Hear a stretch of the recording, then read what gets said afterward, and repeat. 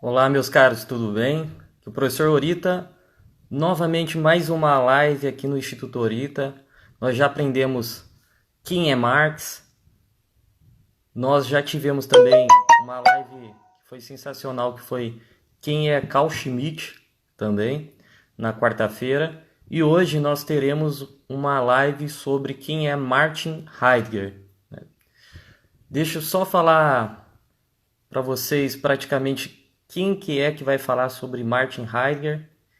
É um colega de doutorado, inclusive, Adriano Plácido, em que é considerado um especialista aí em Martin Heidegger, ama esse pensador, mas antes, deixa eu só falar quem que é este, este nosso palestrante do dia de hoje. Vou falar o currículo dele aqui rapidinho. Então, o Adriano da Silva Plácido, ele possui o curso livre de filosofia pela Faculdade Católica de Mato Grosso, SEDAC, em Várzea Grande, com diploma convalidado junto ao Programa Extraordinário de Aproveitamento de Créditos em Filosofia do Instituto João Paulo II, IJOPA, em parceria com a Faculdade Católica de Anápolis, com licenciatura plena. Ele também é bacharel em Teologia pela Faculdade Católica de Mato Grosso, também SEDAC.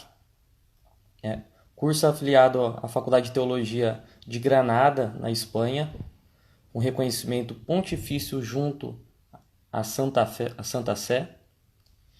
Ele é mestre em Filosofia pela Universidade Federal de Mato Grosso, campus de Cuiabá, e também ele é doutorando em Filosofia pela Unicinos, né? Bom, vou convidar para vocês o Adriano a falar um pouquinho para a gente quem é Martin Heidegger. Vou chamar o nosso palestrante.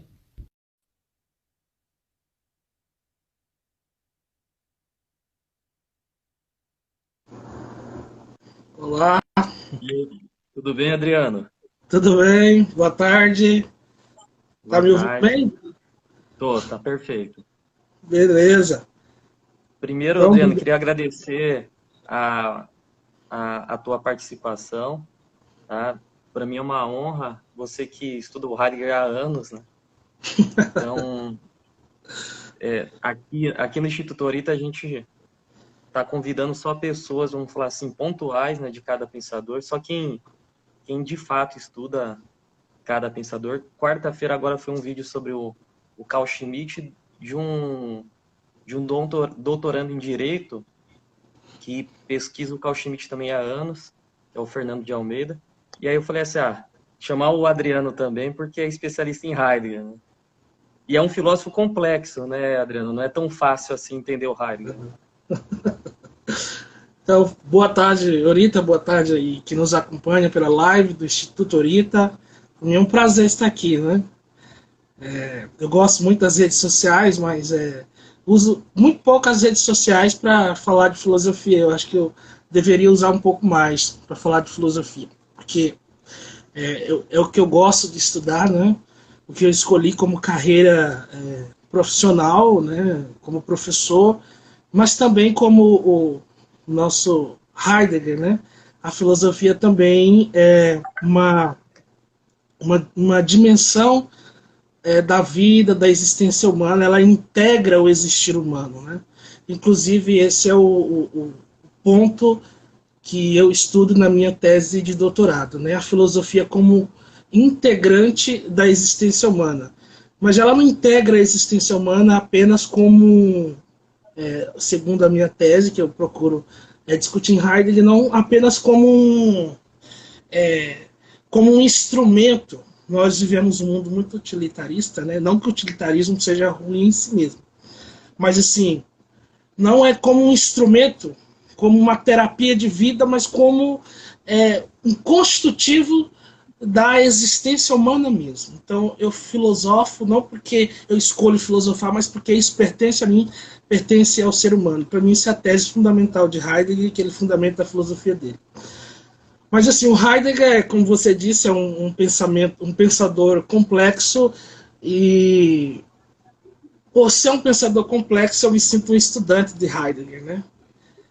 Volta e meia a gente precisa voltar nos textos, consultar datas e movimentos e conceitos, porque às vezes os conceitos parecem bem claros, mas de repente eles fogem, né? Quando você vai expressar, você não consegue expressar toda a riqueza do conceito, né? Às vezes escrevendo é muito mais fácil fazer, mas falar do conceito filosófico é mais complicado.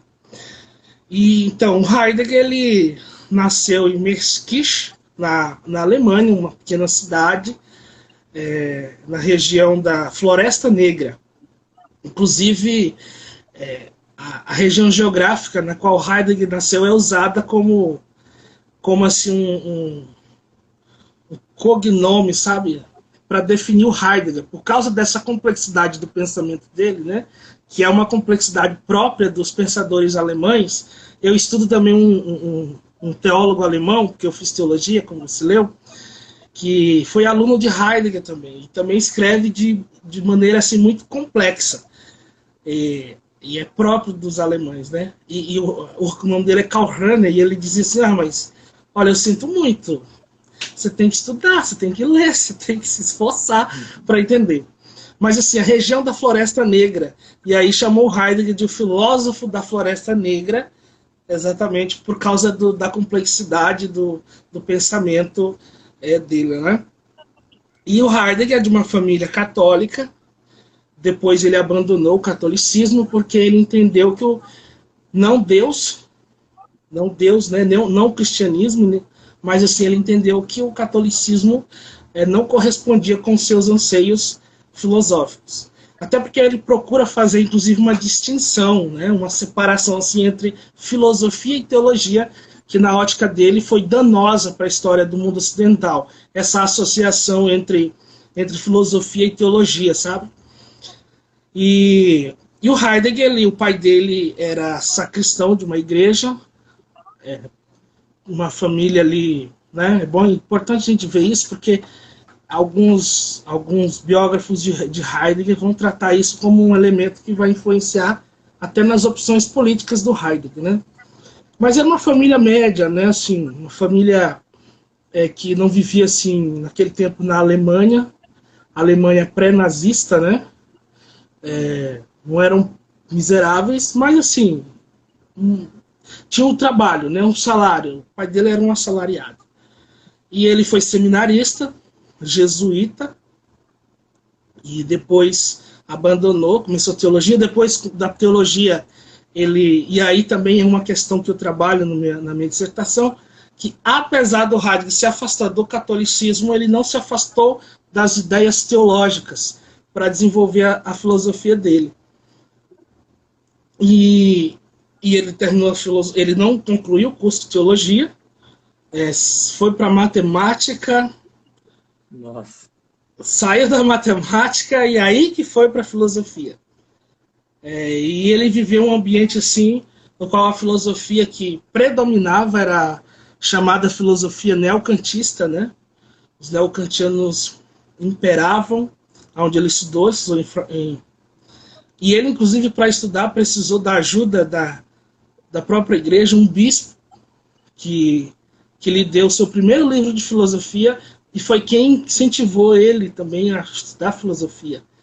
E foi esse bispo que encaminhou, ajudou Heidegger a estudar, porque a família não havia condições ali dele estudar, fazer um curso, né, numa universidade. O curso ginasial, como era chamado, e também depois o curso superior. E ele, assim, chegou nesse ambiente marcado pelo empirismo, inclusive, pela ditadura da ciência, e aquele período da filosofia também, ela era vítima desse, assim, vamos para dizer, né, vamos usar essa palavra, vítima desse pensamento científico, né, desse modo científico de pensar a filosofia. E aí Heidegger se insurge contra isso.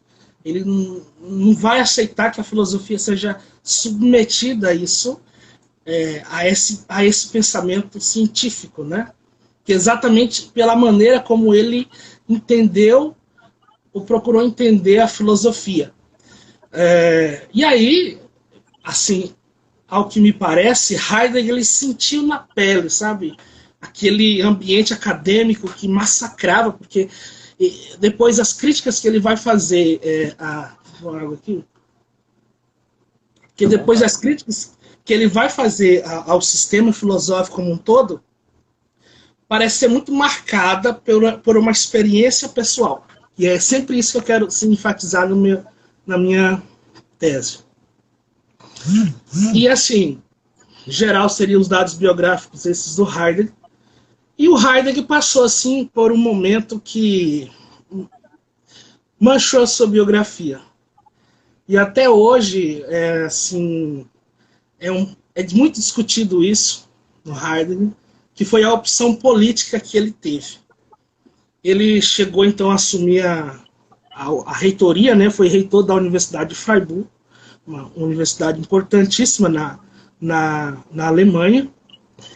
E assim, ele aderiu ao partido de Hitler, ao nacionalsocialismo. E aí muitos pensadores começaram assim, a associar o pensamento de Heidegger, a filosofia de Heidegger ao nazismo, né? Outros não, né? Eu particularmente não tenho ainda muitos instrumentos para dizer isso, mas eu acredito que não. Inclusive Heidegger, em muitos textos, ele se colocou contra e foi crítico das teses nazistas. Por exemplo, a ideia da supremacia do Estado, né? da nação. Heidegger foi contra isso, porque era exatamente isso que ele criticava. Essa ideia do viver segundo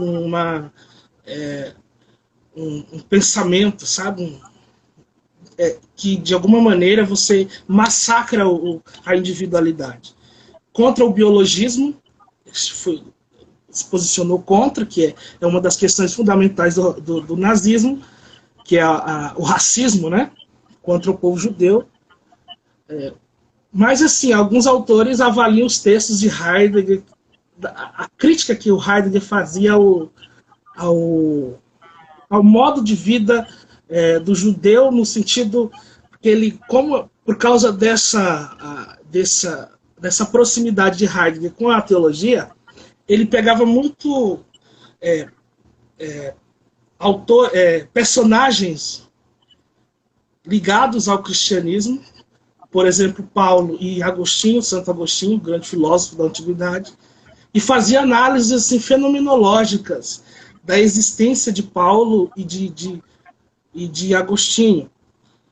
Inclusive foi um dos primeiros textos assim, de Heidegger, essa análise existencial fenomenológica de Paulo e de Agostinho. E aí, quando ele vai analisar Paulo, ele foca na luta de Paulo, do apóstolo Paulo, contra a inautenticidade do povo judeu que vivia sobre a égide da lei judaica, né, como a gente conhece um pouco os evangelhos. E aí os autores vão pegar, tá vendo? Ele é antissemita e tal, aquela coisa, ele tá lá criticando os judeus, aquela coisa toda. Mas assim, de fato, e Heidegger assim, ele não se desculpou, mesmo depois de Auschwitz, da morte em massa produzida pelo sistema nazista, ele não se desculpou e assim, continuou adepto. Recentemente descobriram alguns textos do Heidegger, livros que ele deu de presente para amigos, assim, que continham coisas assim, absurdas, né? E ficou essa mancha na biografia de Heidegger. Depois, e ele perseguiu, né? É importante dizer isso, que ele perseguiu muitos colegas, inclusive o seu mestre. Todo mundo tem um professor que foi mestre, né? Heidegger teve, Edmund Husserl, e ele, quando ele escreveu Ser e Tempo, que é a grande obra dele, depois eu vou falar, se der tempo, mas depois que quando ele escreve Ser e Tempo, em 1927, quando ele publica Ser e Tempo, ele dedica a Husserl, que era judeu. E após ele assumir o partidarismo nazista, né, entrar no partido nazista, ele tirou essa dedicação do Ser e Tempo, nas publicações posteriores do Ser e Tempo, essa dedicação à Rússia, e também perseguiu muitos colegas que se opunham ao regime nazista. Ele denunciava, né? Então, inclusive a Hannah Arendt, que teve um relacionamento amoroso com Heidegger, uma grande filósofa também, foi namorada, assim.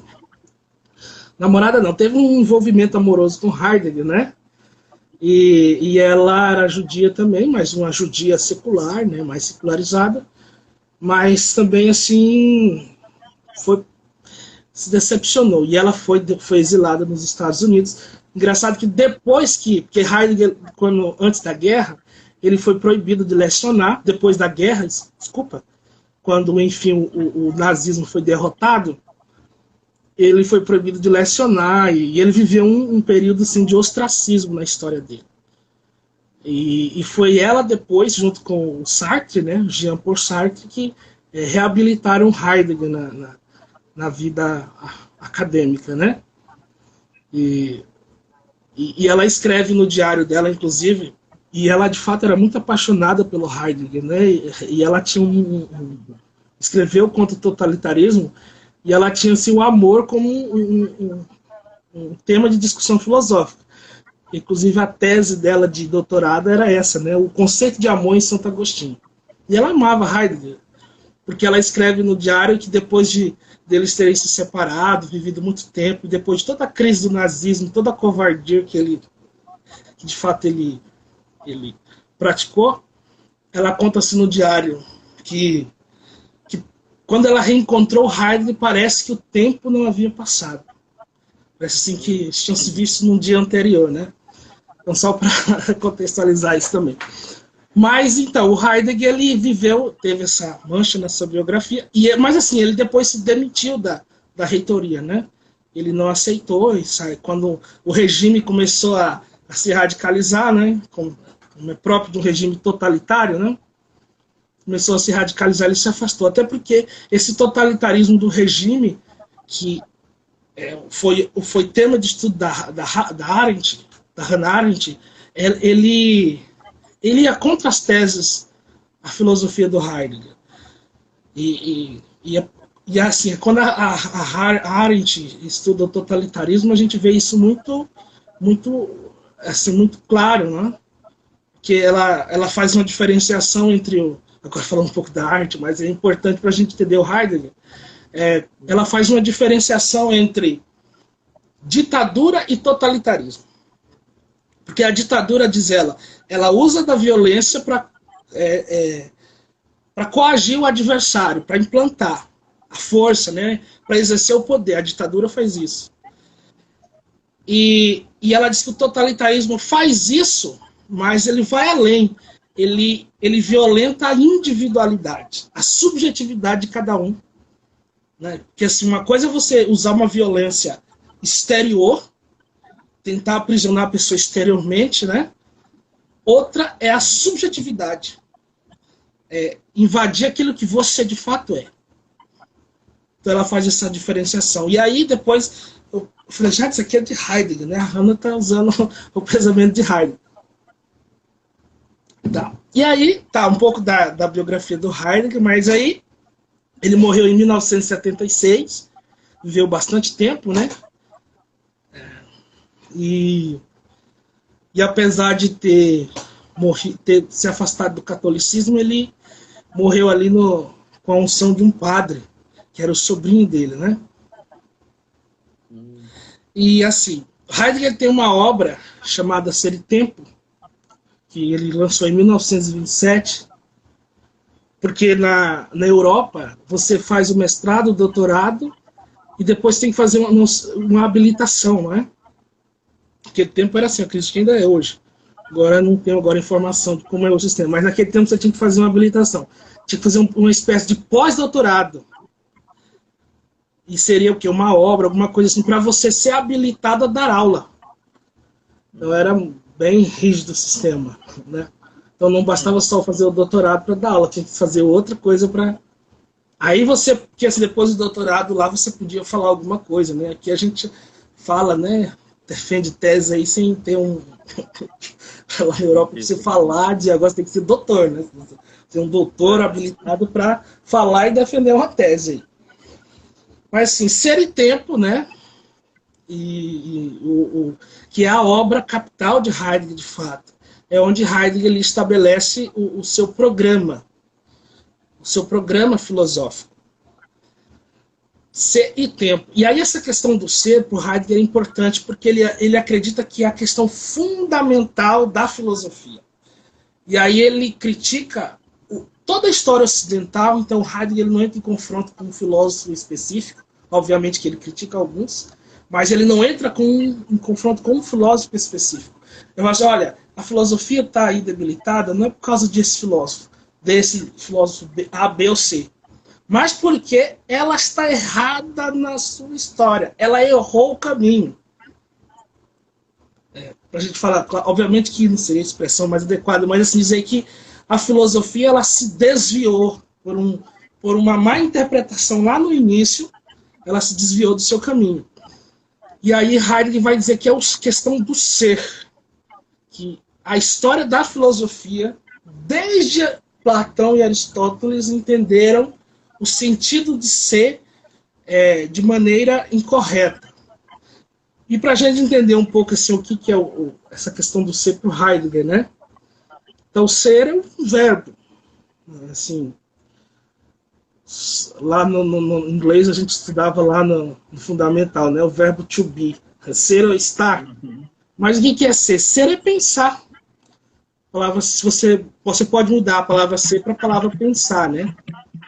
Então, eu vou aqui pegar essa xícara aqui, essa xícara grande aqui. Não, ela é um ente. Essa xícara é um ente.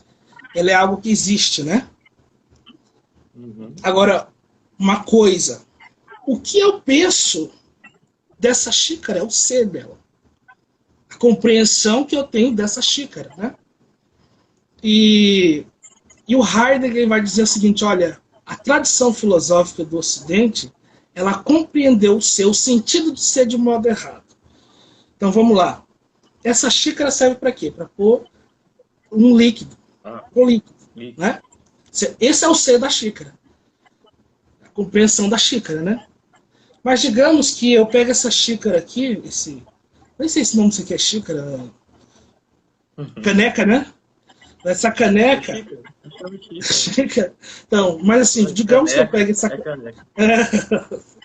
Digamos que eu pegue essa caneca aqui e coloque ela numa estante na minha sala. Bom, ela continua sendo um objeto para colocar líquido? Não, porque ela é um objeto agora de decoração. Eu não estou compreendendo mais ela como... Ela não está lá na estante como um objeto para eu colocar líquido e tomar. Ela é um objeto de decoração. Ou seja, o ser da xícara mudou. A compreensão que eu tenho da xícara mudou. Aí o Heidegger vai dizer assim, olha, ele compreendeu o ser de maneira errada. O ser no sentido de um conceito estático, que não pode mudar. Então, essa xícara é sempre um objeto de colocar líquido. Não muda, mesmo que ela esteja exercendo uma função. Aí ele vai dizer, olha, mas e se você pensar a filosofia como aquele instrumento, né? Entre aspas, como aquele instrumento que procura a sabedoria, como o próprio nome já a origem, né, histórica do nome, e que vai pensar a realidade, vai pensar as coisas, os entes.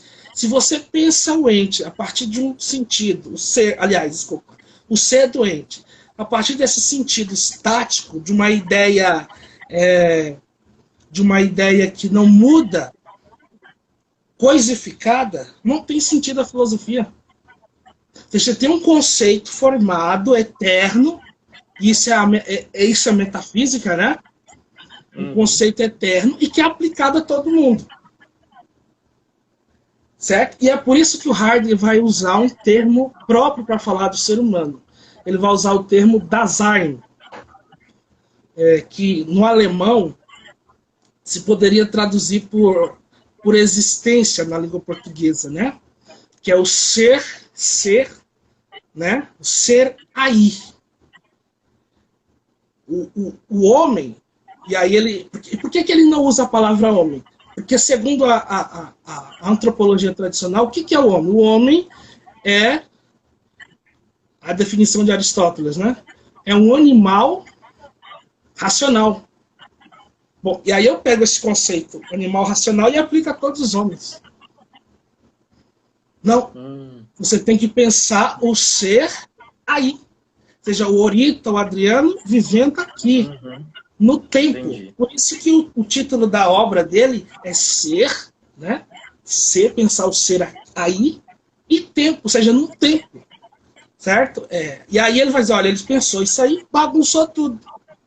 Toda a filosofia foi pensada, todo o ser, né, foi pensado a partir desse sentido e bagunçou a filosofia, a história da filosofia toda. Então o que a gente tem que fazer? Cruzar os braços? Não. Nós vamos desconstruir essa história a partir de um novo sentido de ser. E aí a obra Ser e Tempo, do Heidegger, tem essa problemática, buscar compreender, né, um novo sentido de ser. Pensar o ente a partir de um novo sentido. E é por isso que o homem, então, tem esse papel importante, porque o homem é o único que é capaz de pensar o ser. Então é preciso fazer uma análise da existência do homem, e a existência é um modo próprio do homem ser, né? Não é simplesmente existir aí, estar jogado, não, mas assim, é a nossa forma de ser, é existir. Porque daí quando passa de existir, para de existir, não tem mais, né? E é por isso que o conceito de morte, para Heidegger, é importante. A morte, o tema da morte, né? Que as pessoas, lá quando eu fazia graduação, o professor falava, Heidegger dizia que o homem é um ser para a morte. Acabou, é só morrer. Né? E o Sartre fez, inclusive, uma interpretação errada disso. Né? E o Heidegger depois vai descer a taca do Sartre por causa disso. Que não é isso. Não é que nós somos seres que caminhamos para a morte, mas nós nos compreendemos a partir da morte. Porque você imagina, nós existimos. Esse é o nosso modo próprio de existir. E aí a gente tem que se compreender assim. Mas se eu me conscientizo de que eu vou um dia morrer, o que acontece? O meu sentido não é questão que eu tem a morte como um horizonte, mas o meu horizonte se volta para a existência. Porque eu sei que eu tenho um período que eu vou viver, eu não vou viver a vida toda, não sou eterno, eu vou morrer. E aí é por isso que ele diz, olha, por que a morte? Porque daí você escolhe, eu tenho que viver a minha existência, eu tenho que assumir a minha existência. Né? Então por isso que a existência é esse tema. E é por isso também que o Heidegger vai rejeitar um pouco a teologia, porque a teologia trabalha com esses conceitos de Deus, assim, não que ele é ateu, mas assim, Deus como uma questão eterna, né? Uma vida após a morte, né? Tá lá na outra dimensão. Então você tem que se preparar para essa vida. Hã? O Adriano, isso seria aquele horizonte do tempo e do ser que ele fala? Então, praticamente. Viver segundo o horizonte do tempo, do tempo, né? O ser segundo o horizonte do tempo, ou seja, o imediato, né? Mas não que é o do imediatismo, mas assim, de que eu tenho que compreender, eu tenho que viver essa existência. E a filosofia tem que se ocupar dessa existência real, daquele que ela pode. É por isso que ele separa a filosofia e a teologia, porque a filosofia só vai poder dar conta dessa existência, ela não vai poder dar conta da existência após a morte. Aí isso é teologia. Então não é uma polêmica de negar Deus, negar a teologia, mas que a filosofia só pode se ocupar disso porque a filosofia se ocupa do ser. E aí ele pega e ele fundamenta a sua tese a partir de uma frase de Aristóteles, que é clássica na filosofia, né? A filosofia, e os gregos foram os fundadores da filosofia. Então, aquela frase de Aristóteles é: a filosofia é o estudo do ente enquanto ente. Ou seja, do ente enquanto ele é, enquanto ele existe, né? Então, o que o presidente faz, né? Ele preside. Ou seja, presidente, né? Então, o que o presidente faz? Ele preside. Então, doente enquanto ele é, enquanto ele age, enquanto ele é ser, enquanto eu compreendo o ser, que enquanto, ou ela é um objeto de bebê, ou ela está lá na estante, enquanto é ser, enquanto ele está ali, enquanto eu compreendo ele como ele está acontecendo, né? O acontecimento, é isso, essa é a palavra. Então não é que, porque a xícara é não sei o quê, vou usando um exemplo da xícara, né? Mas a xícara está lá, ela é pra... Não, ela está decorando, rapaz, está fora da coisa. Mas assim, então o Ser e Tempo, em Ser e Tempo, Heidegger vai propor isso, vai propor esse caminho, o programa filosófico dele. Primeiro, encontrar um sentido de ser autêntico, que é olhar o ser, olhar o ente a partir do existir, no horizonte do tempo, né? Ser enquanto ele é. E a partir desse sentido de ser, desconstruir toda a história da filosofia.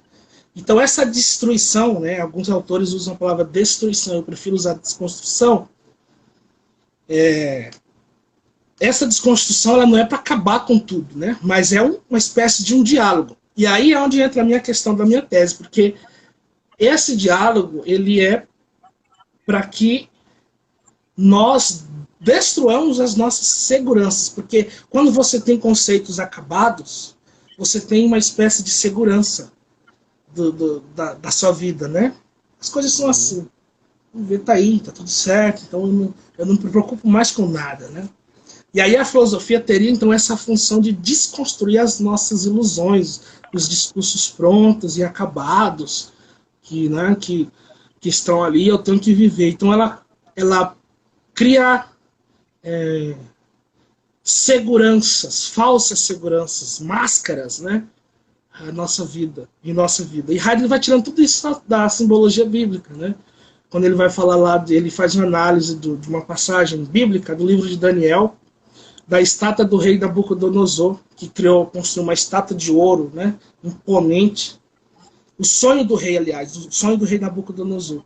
E nesse sonho ele constrói uma estátua imponente de ouro, de prata, né? E de repente vem uma pedra e destrói essa estátua do rei Nabucodonosor. E esfarinha essa estátua, né? Então a filosofia é essa pedra que vem e arrebenta com as nossas seguranças, né? Com os nossos conceitos prontos, né? E aí é o exercício do ser doente enquanto ente, né? É isso aí. E por isso que ele usa o termo Dasein, né? Eu não sei como é que tá o tempo aí. Fala, Felipe. Tem alguma pergunta? Não, tá perfeito. Tá perfeito. Agora eu entendi, talvez, algumas influências, né, da filosofia da Arendt, né? Até mesmo do Hans Jonas, acho que foi aluno dele também, né? Sim, sim. O Hans Jonas. O Hans Jonas... Eu vejo agora um pouco também, assim, alguns requisitos do Heidegger nele também. Pois é, o Jonas, assim, depois ele foi aluno e ele rebentou com Heidegger, né? Ele se revoltou, foi dos alunos do Heidegger que se revoltaram com ele quando ele aderiu ao nazismo, né? O Gadamer, né, inclusive fala que o Heidegger ficou louco. Falava assim, a única explicação que eles davam para a adesão do Heidegger ao nazismo era essa. Olha, ele enlouqueceu. Não tem outra explicação. Mas, assim, ele se o Jonas se ocupou de rebentar com Heidegger mesmo. Inclusive, ele foi convidado, ele fala lá no diário dele que ele foi convidado para uma palestra, para dar uma palestra, né, sobre Heidegger. E ele disse que agiu assim de maneira demoníaca, ele escreve lá no diário dele, né? Ele falou que eu vou lá só para arrebentar com esse cara. Ele disse que chegou lá, arrebentou com o Heidegger. Cara, vocês estão loucos, esse cara é um nazista, não sei o que e tal, arrebentou, né?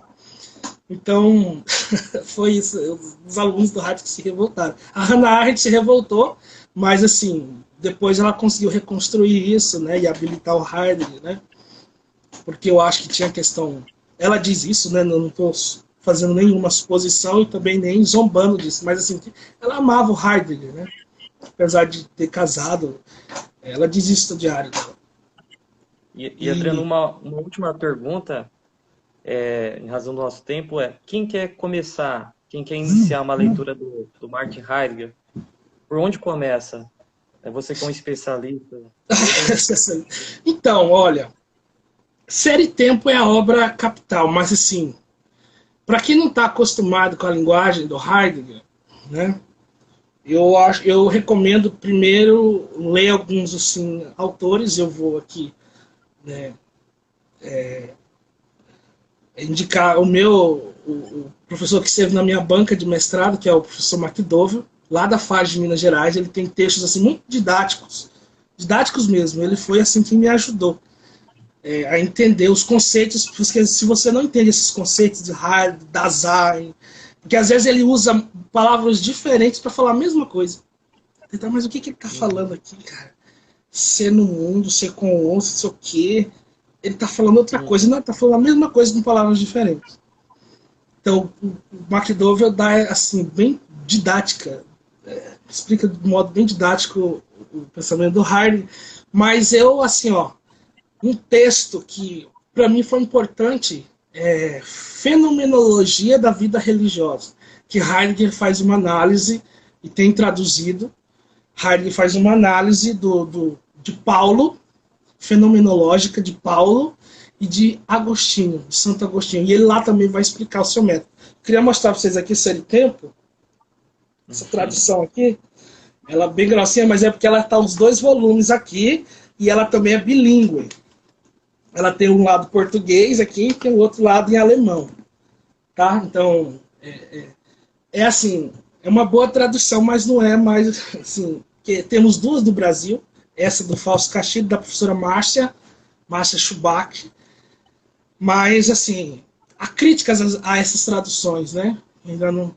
Só que os críticos que dessas traduções também não traduzem nada, né? Deviam traduzir. Deviam traduzir, né? Para a gente ter acesso a uma boa tradução. Mas essa que nós temos. E aí, Fenomenologia da Vida Religiosa é um texto assim, importante para aí depois você inserir tempo da Heidegger, né? E fazer aquilo que a filosofia... Desculpa. Pode falar, Adriano. Desculpa, e fazer aquilo que a filosofia nos pede, né? Que é ler e a teoria, né? Não o ataque pessoal, né? O ad hominem, né? É um sofisma, né? Então, antes de dizer, Heidegger foi um nazista, eu acho que é importante ler as obras deles, que eu acho que, apesar do viés conservador, eu acho que a obra de Heidegger é muito libertadora, é progressista, para dizer assim. Por isso que eu assim, me fascina a obra do Heidegger. Ela não tem nada de... Porque quando você pensa o ser ali, você sai de uma ideia pronta, né, acabada ali. Pelo menos essa é a avaliação que eu faço. Perfeito. Adriano, eu acho que foi extraordinária a tua explicação da filosofia tão complexa, né, desse alemão do Martin Heidegger. Acho que todo mundo conseguiu entender. Teve até pessoas postando aqui, explanação muito boa, parabéns. Eu agradeço, então, a tua participação. Adriano, últimas palavras. Então, obrigado, eu quero agradecer também. Como eu disse, preciso usar mais as redes sociais para falar de filosofia, né? E sempre o Heidegger falar é muito bom. E eu considero, muitos consideram Heidegger o maior filósofo do século XX, né? Ele, de fato, é muito importante. A crítica que ele fez a filosofia, porque a filosofia tem essa dimensão crítica, né? Que ele fez ao pensamento ocidental, da filosofia ocidental, importante. E Ser e Tempo aí é a obra, né? Como todo mundo sabe. Aí depois, eu não sei, eu queria tirar uma foto aqui dessa telinha aqui. Como que faz pra... Eu vou tirar um print aqui pra gente, aí depois eu te mando. Tá bom. Pronto, tirado. Beleza. Bom, pessoal, Mas obrigado. Nosso tempo é curto. Eu queria agradecer, então, novamente a participação do Adriano. Quem quiser assistir essa live, ela vai ficar, então, no Instagram do Instituto Orita. E hoje à noite, provavelmente, já está no nosso YouTube, tá? É só seguir lá Instituto Orita no YouTube. Você vai conhecer quem é Martin Heidegger através de um especialista, que é o doutorando em Unicinos, Adriano Plácido. Obrigado, Adriano. Beleza. Até mais. Tchau, um abraço. Tchau. Tchau, tchau.